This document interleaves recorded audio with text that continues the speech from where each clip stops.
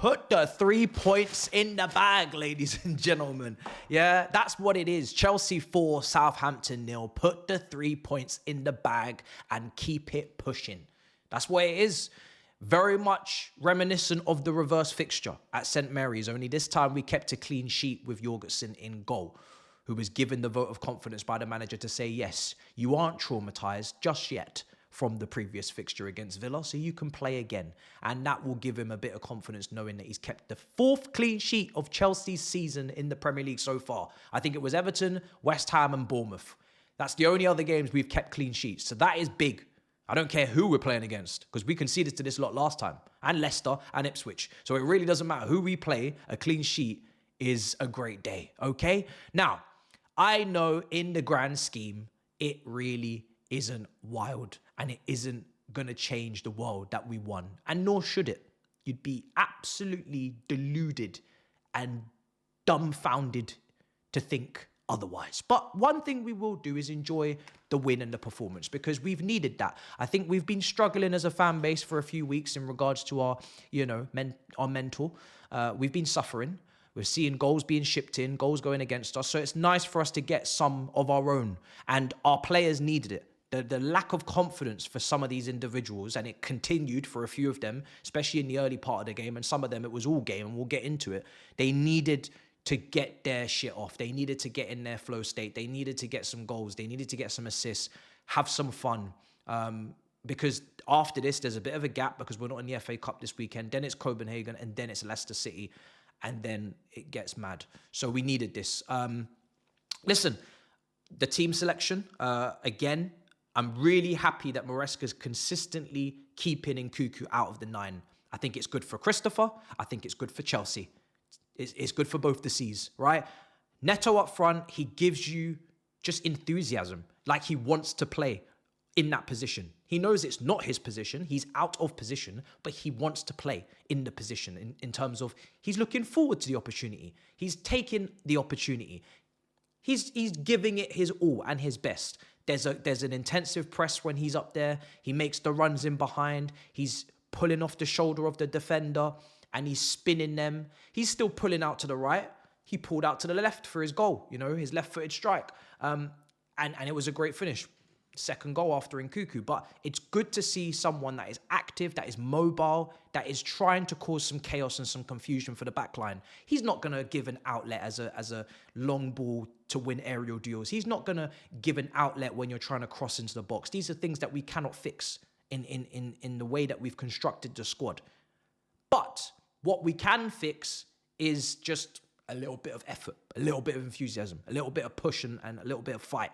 And that is what he's bringing to that forward line. Now, he gets his goal, following on from Christopher Nkunku, who gets a goal and an assist, right? He set up Neto for his goal. He was in the right place at the right time, back stick from a corner, crossed in, tossing flicks on, and it's good to see someone at the back post understanding and smelling the danger and anticipating that can happen, because sometimes we don't do that. We know with our wingers or whoever's playing out wide, sometimes we don't anticipate things. We don't smell the danger. We don't have a sense for it. We don't have an understanding for it. So it was good to just see someone in the right place at the right time get an ugly goal. We don't get enough ugly goals. Everything's got to be perfect. Everything's got to look good for the Instagrams. No, get ugly goals too. Yeah, get clapped goals. Yeah, and that's what we got there in that first one. And like I said, on the counter press, he's the one to play the pass into Neto. And it's a lovely finish, left foot. Keeper maybe could have done a bit better, gets a hand to it, but I don't really give a damn. Goes into the roof of the net, and that's an assist and a goal for Neto in 2 games after playing up front in the last 2 opportunities that he's had. Now, listen, it wasn't Cole Palmer's greatest game. It was a poor game again. In fact, he was almost non-existent. The game was passing him by in the second half. And then when he did get involved, in the early stages, or he had an opportunity to take a shot, or he had an opportunity to get his own goal, set up by Enzo Fernandez. Multiple times today, Enzo Fernandez created for others. He was really good again today, following on from Villa.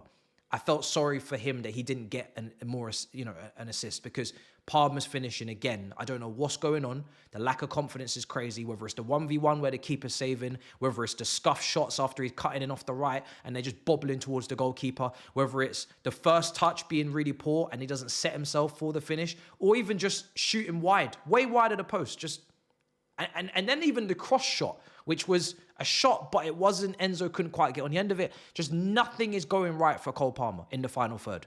It's weird that we play through him usually when he's at his best, and we've played through him for 18 months, whether it's on the right, we play through him, on the 10, we play through him this season. We didn't play through him today. We played around him. He was almost a hindrance. He was in the way. I was in the way when I came on. I'm going to talk about that as well. I made my debut. I played. Yeah? I'm excited to say. That's the only time I was nervous, when I saw myself come on. We'll get to that. But this was the game where I was like, it would be good if Nkunku can score. Obviously, Sancho was on the right. He created some chances, really good balls across the box, etc. He'll probably feel like he could have got an assist as well today. But Palmer, I wanted him to score. I needed him to score. I needed him to play well. He did not. He did not. So that's not good. But Caicedo, as always, fantastic. Winning early interceptions, early tackles being made, setting tempo. Enzo, really good. Like I said, Cucurella, everywhere today, covering ground. I'm much more of a fan of Cucurella coming into midfield next to Caicedo, and both of them covering ground, both of them playing with intensity, putting out fires, great counter press, winning the ball high up the pitch, giving it to the gifted, and Enzo Fernandez playing in that attacking midfield role, getting the license to move forward like he did against Villa, and he's playing those final passes. That's what we purchased him for. He can play those final passes from deep, like Cesc Fabregas to Costa, long ranges, pick people out, but he can also play those final balls, of course, when he's closer to goal. And he's laying it up, teeing it up for Mandem constantly. People had chance after chance because Enzo Fernandez was giving them those opportunities. And the counter press behind him was fantastic. Colwell today got his goal from the corner. Fantastic. Sorry, from the wide free kick. Fantastic header, right? How many times have we been screaming for our centre-backs to win headers from the set pieces and score? Colwell, I don't know if that is his first Chelsea goal. It feels like it probably is, right? He's not been good from set pieces when he's attacking them. He's been kind of almost out of sorts. That was a great header, bullet header. It brought back some feelings of the days of old. You know, we're used to it. Bullet headers, you know, Drogba's, Balak's, you know, Terry's, Cahill's, Ivanovich's at Anfield, 2 goals. Like, we need that. We need to be a threat from those. And we were today. 2 goals came from it. So Colwell was great. But Colwell also on the counter press. His passing was good, but the counter press, winning the ball in the opposition's half and putting it on them immediately. Playing in their half. Not letting them breathe. Suffocating them. Getting amongst them. I know it's Southampton, by the way. I know they're awful. I know they're getting relegated. I know they're trying to be the worst team in Premier League history. I know all this. I'm just saying we did what we should do against Southampton. I've seen Man United play Southampton and look out of sorts. I've seen Southampton, you know, against some teams, you know, kind of put them about a bit and say, hey. So I didn't need that happening to us. We put them in their place today, and that was good. We needed to do that. I know now all the Man United fans in the comments, why are you bringing us up? You know we didn't play. Sorry. I had to make a reference, and I remember Okuchukwu had a good day that day, and that's what popped to mind. Hold. Hold. And then obviously the 4th goal, Cucurella, speaking of the man, the guy, like I said, I prefer him deeper, just in the midfield, hoovering up, getting amongst it, because it helps us defend the transitions. He doesn't have to, you know, do Usain Bolt sprints up and down the pitch to get back into position. And I want Enzo to play the final ball. I don't want Cucurella to play the final ball in open play. I don't want Cucurella to have to unlock the door. But even when he's deeper, the brother can't help himself. He has to get into the box. And credit to Tyreek George. We're going to get into substitutions and how they all did. But Tyreek George comes on. He comes on as the 9, replacing Neto. This is another good sign from Maresca that he's not going to put Nkunku back in the 9. He's learned his lesson. I think it took a bit too much time for him to learn said lesson, but better late than never. We now are not getting him in the 9. Neto does his job. He comes off. Now Tyreek George gets a go, and he was lively. He was connecting the dots. He was active. He had a shot which was high and wide. Not the worst shot in the world. Not an easy strike, but he gets his assist. He slows it down, making a nice underlap run, squares up the defender, takes his time, cuts it back for Cucurella, and he took it like a striker. Cucurella took it like a seasoned vet, like he had been in that box, putting the ball in the back of the net for decades. And I don't know where this arc has come from. I expected it from Marcus Alonso. I seen it with Ben Chilwell. Hey, we've seen it with Belletti, Jeremy. If you go all the way back, fullbacks that love to get their goals at Chelsea, free kicks, long ranges against Middlesbrough. I did not see this from Cucurella, and I don't understand it, but I'm more than happy with it. So he loves to be in the box. He loves to get his goals, and he's got quite a few of them this season. So all the power to him. He's been great this season, and he's recovered. Because obviously Villa was a rough one. So that was nice. But yeah, with the substitutions, I just wanted everyone to. You're beating Southampton. It's of no stretch to ask for certain players to get their opportunities.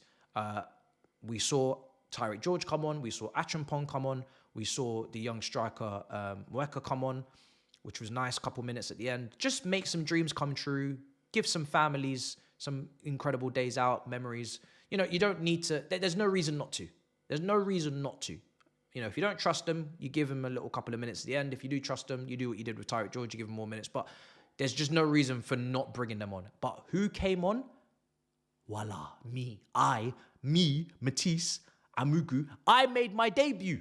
It's not Matisse Armani anymore. It's Matisse Amugu. I made my debut. And I'm not going to lie. I think I did all right. Listen, it was awkward. That was the most nervous I was during the whole watch along, was when I came on.